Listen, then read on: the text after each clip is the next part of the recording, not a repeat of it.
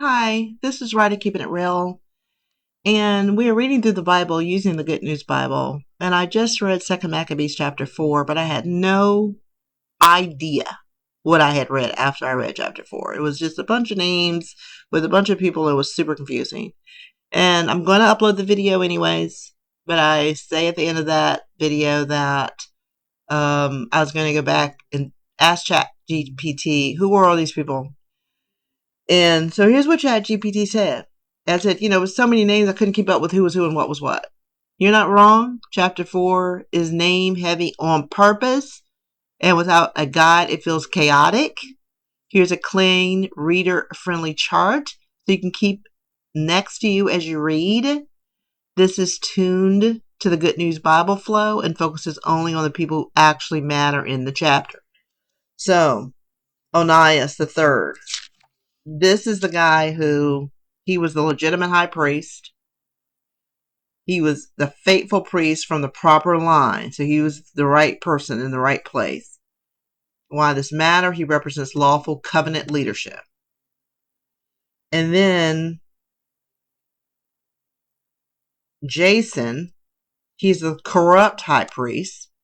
He's the brother of Onias III. And he bribes his way into office and pushes Greek culture. Menelaus, he's the worst high priest. He's not from the priestly line. He's not even their brother or cousin or anything. He buys office from Jason and steals the temple funds. Antiochus IV Epiphanes, he's the king. He's the Greek ruler over Judea. He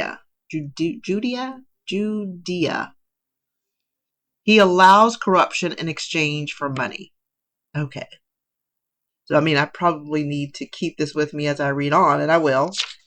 And then the second important figures is Onias IV. He is the son of Onias III. He's his son. So he's the legitimate priestly heir. He shows the lawful line is displaced.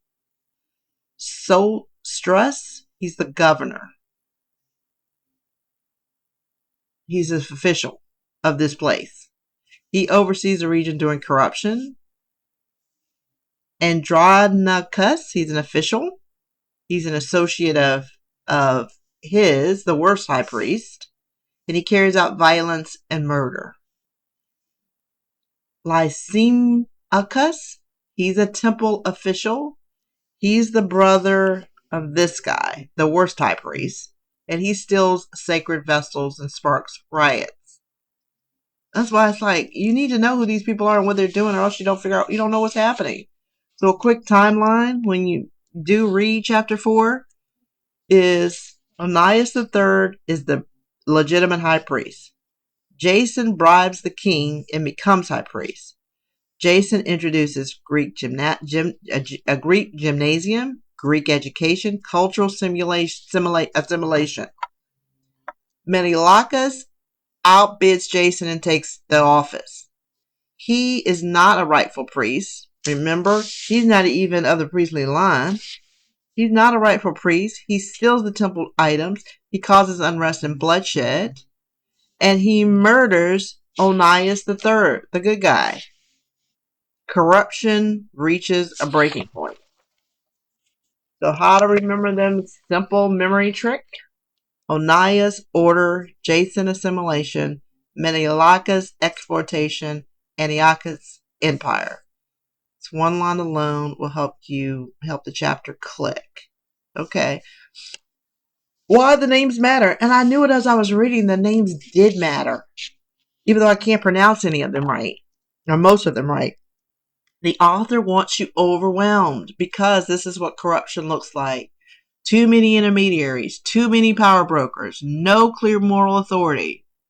By the end of chapter 4, the temple still stands, worship still happens, but nothing is aligned. And then that's why chapter 5 turns violent. So that's just an overview. I'm going to upload chapter 4, but it's a bunch of this.